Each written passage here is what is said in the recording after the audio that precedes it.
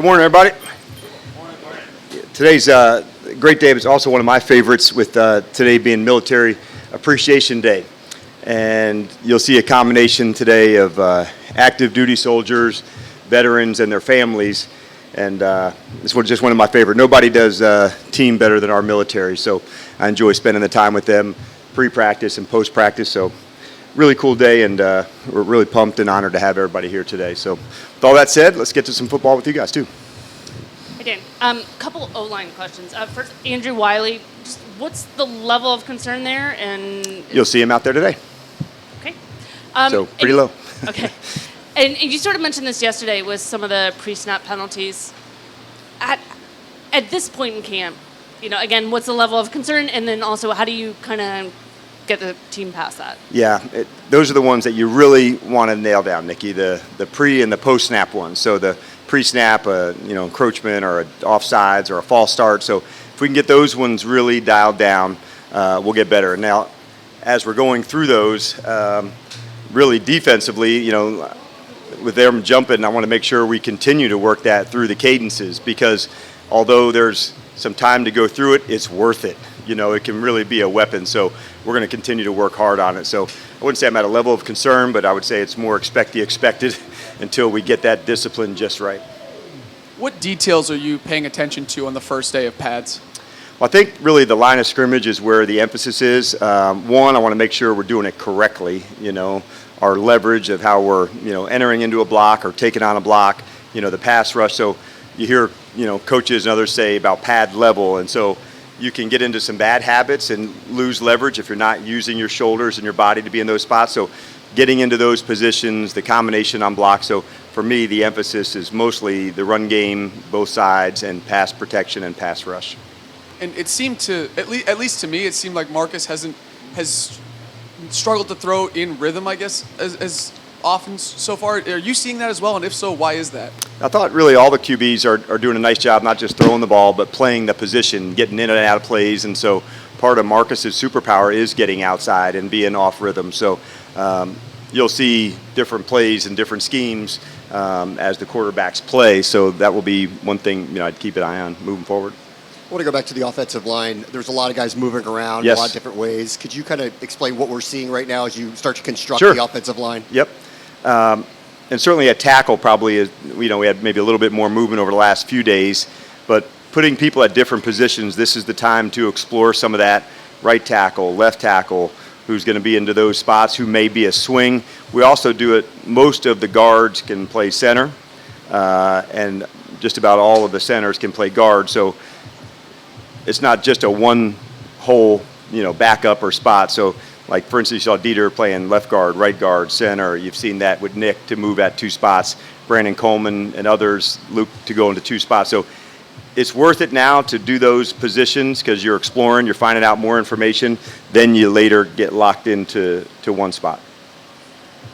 Hi, Coach. Over here. With the special teams unit, are you starting to see on the kickoff and the punt return guys that may be emerging in that area a little bit more? I think punt and punt return, I'm feeling comfortable with what we've seen. Kickoff and kickoff return, you'll see some of that today.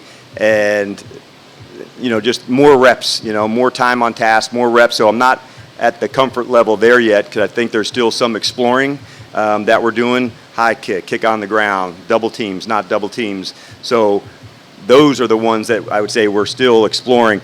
I think people-wise, Donna, we might be able to know what's happening because on that play, it's a speed and a space play. So you've got to be able to block somebody in space or beat a block in space. So the speed on the kickoff and kickoff return, the ability to play in space, I think that's still the number one attribute. Good morning, Coach. Obviously, with pads coming on, usually the aggression also kicks up. Do you have like a percentage of what, do you want them to go 70%, 60% today with the pads on just because you want to protect your teammates? Yeah, I think the lesson, what we tried to show is this is a lot like sparring, where you're in control and never out of control. So it doesn't mean you're closer to the quarterback or ever on the ground. So those are the things that we do to protect one another, contact that can be straight ahead as opposed to the side. So basically, Dave just put some rules of engagement in, and then from there. But if you're in front of somebody, we expect that thud to happen. But more than anything, I don't want to see what I have seen that I love is the effort and the finishing to go. So I want to make sure that stays high, with the same, contact element to it. Absolutely. And we spoke to you before the practice yesterday, but full practice in the books with fans present. What do you think of the fan base? Yeah, I thought it was really cool, and I was hoping to see that kind of energy and being here and the support. And so for my own first day of being here and realizing, just how important this connection is between the team, and the area, it was a cool first day for me. Hey, Dan, good morning. Obviously, you played football. You know what it's like to put on pads again, right? For a lot of these guys, this is the first time they put on pads 7 and 8 months. What is that feeling like of, putting on the pads for the first time in a while and going out there and practice? Yeah, I think it's that skill as well, because for the receivers, the DBs, so much of the passing emphasis that goes on. So now it shifts a little bit, to the line of scrimmage and pass rush and run game and, targeting and fitting blocks. So there definitely is a shift. The physicality part is a real thing because you want to test yourself and see where you're at, but also doing it in control. So we try to push it from the competition side, but still doing it safely for one another.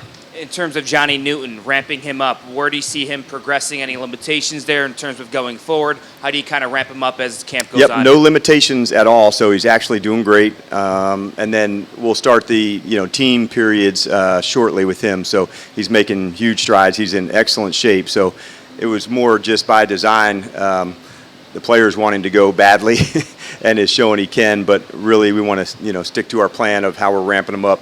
And but yeah, you'll see him in some team work soon. Not as in like 30 minutes soon, but soon. Just for clarification.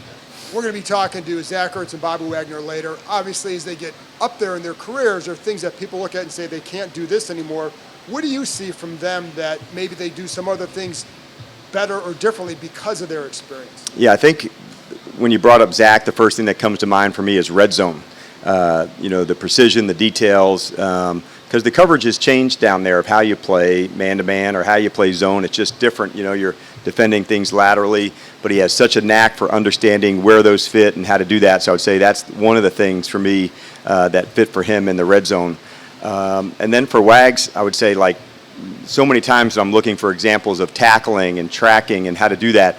He's just one of the sure tackles. He has a great awareness for leverage and understanding angles. So that part of it, how do you train somebody to be a good tackler, and the traits, the behaviors, the techniques, that's one of the things that I really look to for Bobby. And I have for most of my career, wherever I was, to show examples of good tackling, he was usually on that tape.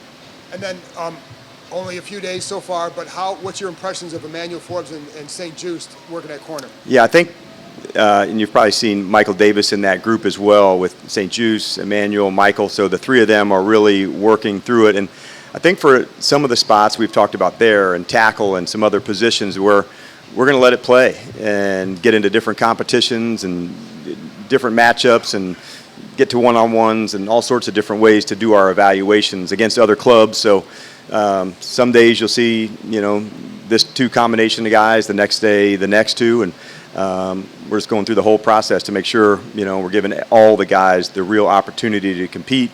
And John, that's really the theme of what we're doing. So I want to make sure, we're providing those opportunities to display that. Hey, Dan, with regards to quarterbacks, in terms of the number to keep, I'm just curious, like, if you have in your head, like, I definitely like to keep 2 or 3 or whatever it is, and how does Driscoll, a veteran, and Sam Hartman, a rookie, factor into what you might do there? You talking about like for the final roster? Yeah. Yeah, for sure. That's a good question. And that's one the AP can probably hit on with you as well. But not all the teams are using 2. All the teams are using 3. How does practice squad and elevations and that? There's some new guidelines regarding that this year. But all that said, I think there's such importance to the position, Ben, that you're always wanting to develop and keep pushing into that space and having people in the building that are kind of growing up within the program. So we've not made a determination yet about numbers, final roster, practice squad. But what I can say is I'm pleased with the group of 4 that we have here and the work that they're putting in. Not just throwing, that's a huge part of playing quarterback, but it's not the only part. It's playing the position, getting in and out of checks. What's the protection? decision making. So I've been pleased with what I've seen so far by the group. It's a fun group to coach. And with regards to Jahan Dotson, just curious, like, as a guy who was obviously coaching against them last year, what was sort of your thoughts on him as a player, and what have you seen from him in camp? He obviously didn't have, he's admitted, not as good of a year as he had as a rookie. Where have you seen his progress, if you've seen progress so far here? Well, I think, the first thing I think of with him is like really good ball skills. So like backhand, behind, like if it's in the catching radius, it's a pretty good shot that he's going to come away with it. I thought he's also a good route runner. So to set somebody up, to work a leverage and work back. So he's pretty savvy in that way. And so being around Bobby and having an understanding of, what it takes to play it, I've been pleased. And so when we get the ball in his hands, we're going to try to make plays and finish. And that's been one of the emphasis for a lot of the players after the catch, what takes place. And I'm hopeful that you see that at practice where guys are down the field finishing with them to say, hey, can we extend plays? And so that's one of the big emphases for him as well. You ever done a press conference during a live concert, by the way? What's that? You ever Yeah, done a it's press good. conference? I thought Okay. that was, you left your car on. It's good. The kickoff rules changes are dramatic when it comes to these guys. You guys have played this game for so long. Do Yep. you think that everybody's up to speed on exactly what they're supposed to be doing, what they can and can't do? I think in the big picture, yes. How does some of the other ones go where you had to think about, okay, how do you do it if, the wind blows the ball off the tee and there's no one back there? Like those are ones that you had to think about to say what would happen on that play. And so some of the rules that may have been added, not added on a rule, but like amendments that you'd say, okay, what are those things? So knowing after a penalty, what does that kick look like when you have to go back to the 30 or kick off after a safety where, you're kicking off from the 50. So like those ones aren't going to come up a lot, but when they do, you have to know what's the strategy then and how we're going to work through those. So I would say by and large, the big picture, yeah, people are understanding it, but the small nuances I think is still there. Talked a little bit about the general tackle position, but for Brandon Coleman specifically, what have you seen from him so far? And obviously today's a big day when they first put on pads, but Sure. What do you want to see him kind of progress to as this training camp continues? One of the things I knew he was a very good athlete, but what I have been more impressed by, even like he's got great balance for a big guy, and so he's got power in his legs, so one foot coming back, redirecting on pass rush stunts that could go. So that might be one of the things I didn't know was really one of his strengths. I knew he was a good athlete and movements and that, but balance is a harder thing to test. You have to see it. And so he is very rarely somebody that's out of position or on the ground. He's very deliberate in the way he moves and practices. So I think he's a very in-control player, and I think that's a real attribute as an offensive lineman. You never see him overextended or out of position, because when you do get beat, usually somebody's out of position. It's hard to recover. He has that ability to stay connected to somebody, and that's one of the things I've been impressed by so far.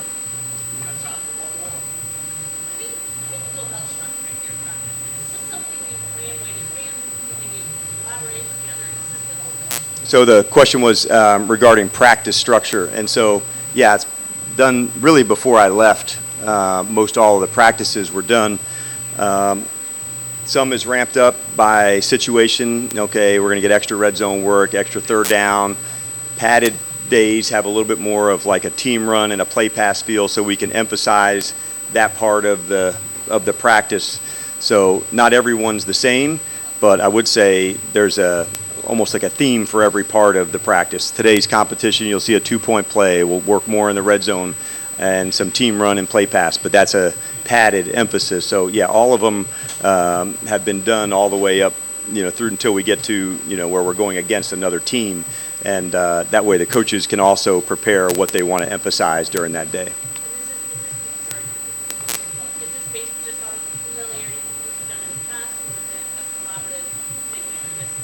The question was, is it collaborative or not? It's definitely collaborative, but I think you want to make sure if you work back all the things you want to start at the end, what do you want to get done? You have to start working back. How many practices of this? How many 2 minutes do we need? How many shots at goal line to get the team ready, in September? So you do have to go through the whole process. And as you're learning players and what they can and can't do, you may put in a defense or an offense or a scheme that you think is going to be there, no, that didn't work. And so not all the ones or ideas that you do go.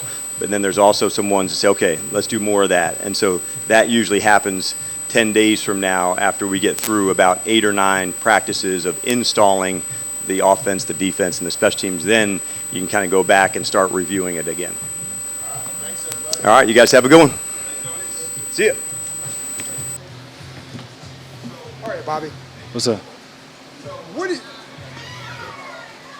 What do you feel that you do better now because of your experience and the years you played that maybe you did even several years ago?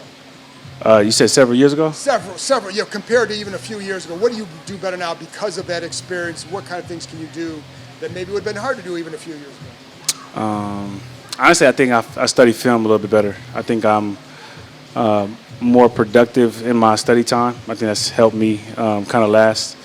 I think that's like the people that I talk to, a lot of the older guys that last a long time, they said lean on your film study because that's going to help you keep faster. So I would say that's something I focus on. And how do you see that translating in games? Is it getting there a little bit quicker, or is it just diagnosing quicker? How does that help? Yeah, just recognizing plays faster. I think too it helps you help your teammates, because you know what the plays are going, so you can have them play faster. So, you have yourself playing faster and the guys around you playing fast. Hey, Bobby.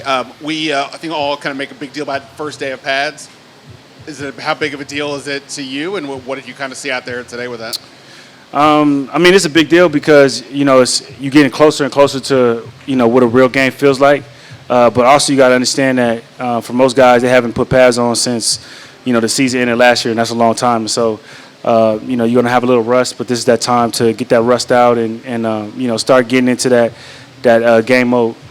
Anything, I don't know if this is even a fair question to ask, but anything could have stand out to you today as you're going through that process, either on your side or watching the offense? I just think how fast we were playing and how much communication that we were having. I think we're communicating at a high level, in my opinion, than normal. So I think I like where we're at as far as our communication. Hey, Bobby, how's it just been overall being back with DQ on the field and the mix of young guys and older guys coming to you and you being able to mentor some of those young guys early on in camp, just overall? Overall, it's been great. Being back with DQ has been amazing. I think the biggest thing is being back with Coach Norton. He's made those film studies so fun. The motivation, the joking. Obviously, you've been around a guy that knows you very, very well, and so he tells a lot of the older stories to the younger guys about how what I was like when I first got into the league, and I think our point of view on it is a little bit different.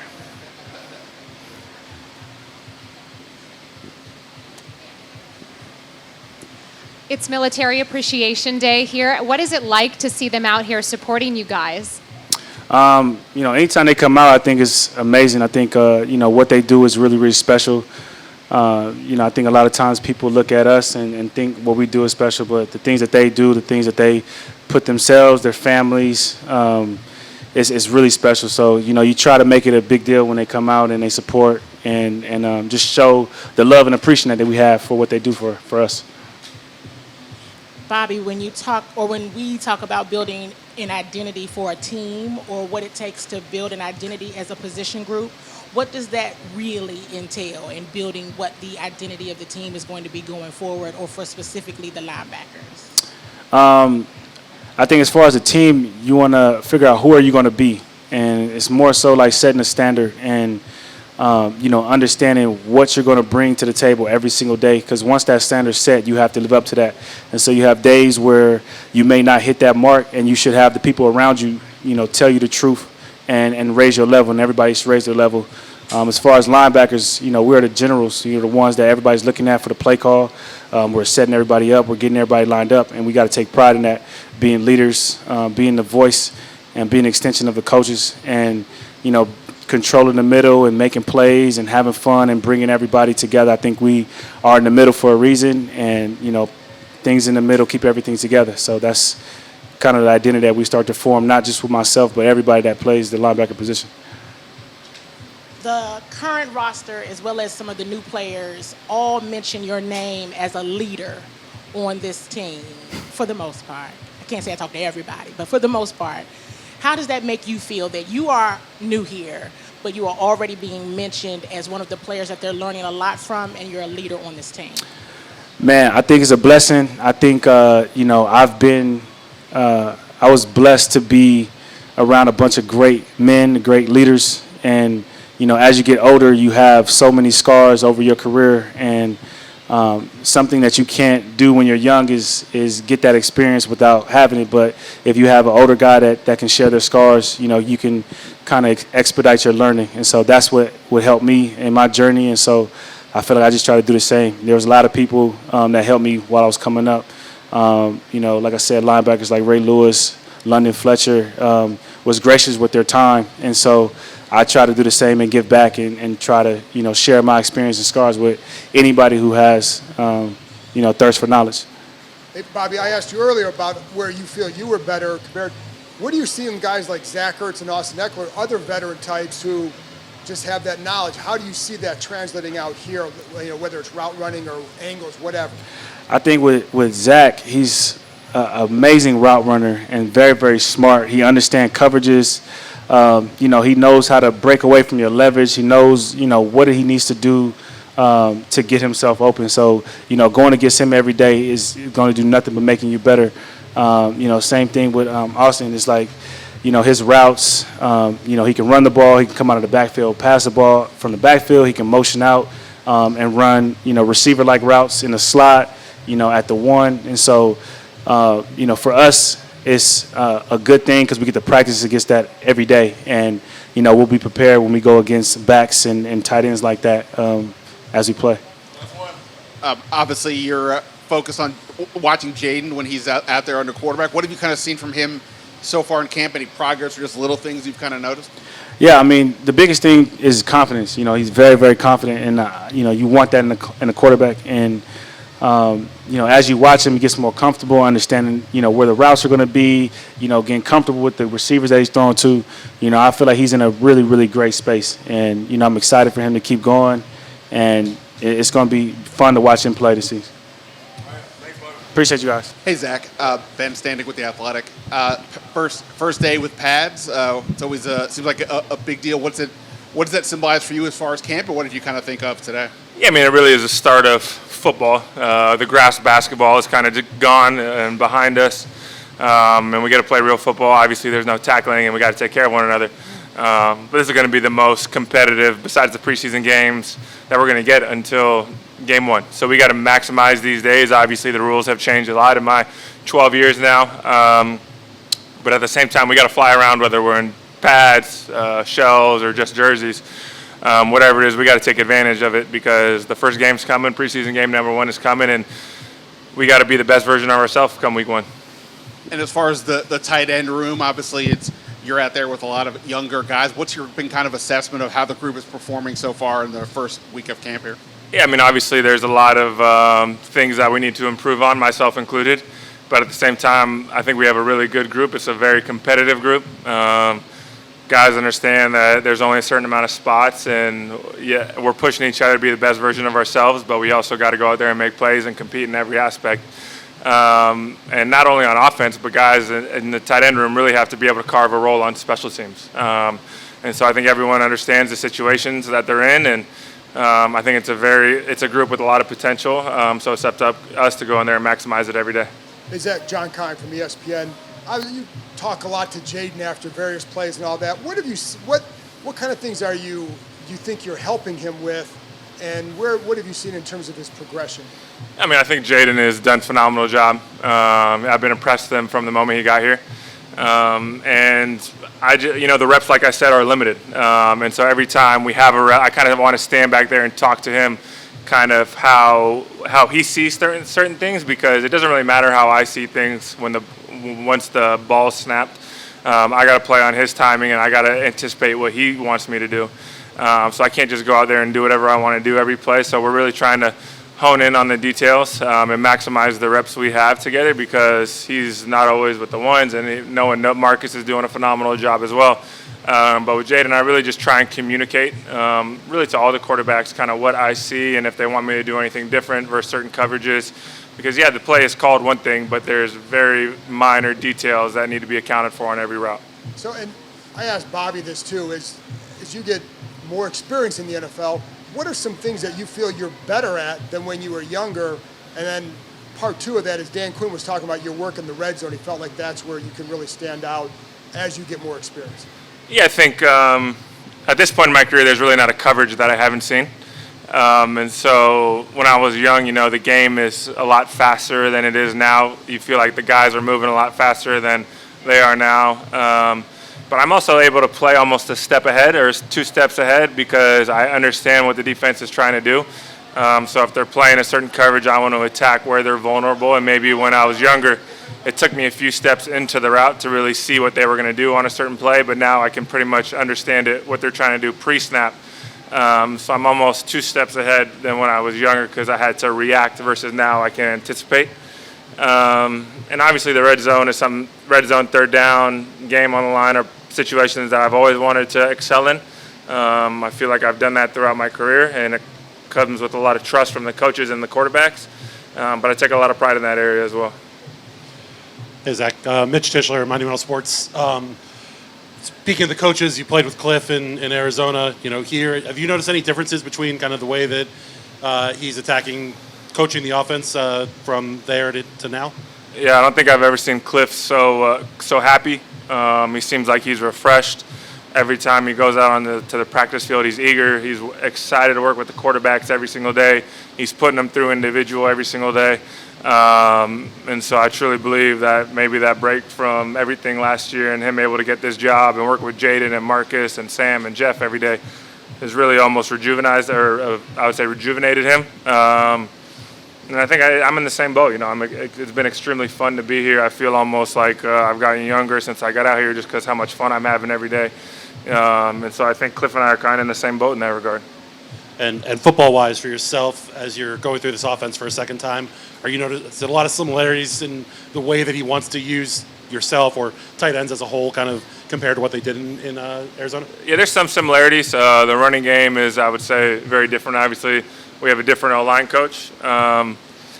But at the same time, I've been in this league for so long, the schemes don't get too drastic no matter what kind of offense you're in terms of kind of the plays. It's how coaches want to call the plays in the game and how they want to put game plans together is how the average coaches are separated from the great coaches is in that game plan. And I think Cliff is one of the best in the league at coming up with a game plan to attack defenses. So obviously he was a big part of the reason I'm here. And it's been really fun to be back with him. Not only him, but really this entire organization has been awesome to be a part of. Zach, Chad Ricardo with Fox 5. Today is also Military Appreciation Day. In a little over an hour, we're going to have 100 service members out there on the field doing many of the drills that you all do. Just want to know what that means to you as an NFL player to see the military here sharing the field with you all. Yeah, I mean, obviously, I can give a long speech about how amazing it is and how grateful I am, but that even doesn't do it justice. What those men and women do each and every day to fight for our freedoms is something that we'll never be able to repay. And it's something that I don't think anyone should ever take for granted because we wouldn't be able to come out here and play a game without the sacrifices that they partake in every single day, being away from their families, sacrificing life, unfortunately, just so that we can have our freedoms here in the States. And so for me, I'm very appreciative to all the men and women that serve this country. And I'll never be able to repay the debt that I owe them or my family owes them or we owe them. And every time I see someone, I want to thank them for everything that they do. And I know those words don't nearly do it justice, but I hope they know every time they see me or that I greet them or I'm able to interact with them, it's something that I do with a lot of respect and gratitude. And I'm very thankful for everything they do. Thank you. Simone D'Alba, WUSA 9. Question for you. The energy from the fans this year is just incredible. And so having them out in the stands supporting you all, what does that mean to you? Yeah, it's obviously awesome to be able to interact with the fans and have them at practice. We want to build off the energy. Every time there's a kind of a staff change or you draft a quarterback really high, there's obviously going to be fresh energy. We have a new ownership group, new GM, new coaching staff, possibly a new starting quarterback week 1, or obviously a new starting quarterback week 1, whether Marcus or Jaden. But we want that energy to be something that we're able to build on. It's not going to be a flash in the pan, something that is able to last This place has a lot of history. Obviously, I've been in this division for a long time. I understand what this team means to this city. And so for me, this isn't something that we want to just be like, oh, we had a great offseason. There's a lot of good vibes around the building and the city and the area. We want to build it every day, so this is sustained success. And it starts every day on the practice field. Slight pivot. Your wife used to be on Team USA for the women's soccer team. They are dominating in Paris. Any words of advice, wisdom, anything to them? Oh, man, it's just so much fun to be able to watch them. Obviously, we have a different vantage point. This is the first major tournament that Julie hasn't played in since, whenever her first World Cup was in 2015. So just to be able to see it from afar, Julie is obviously very in tune with it. She keeps me updated, but we are off to a fast start, like you said, and it's great to see the new coaching staff be able to come in and implement their ways. Obviously, their identity is apparent. Mal Swanson now is probably the best player on the field every time she steps on the pitch. So it's been fun to watch, seeing her healthy, and the rest of the team as well.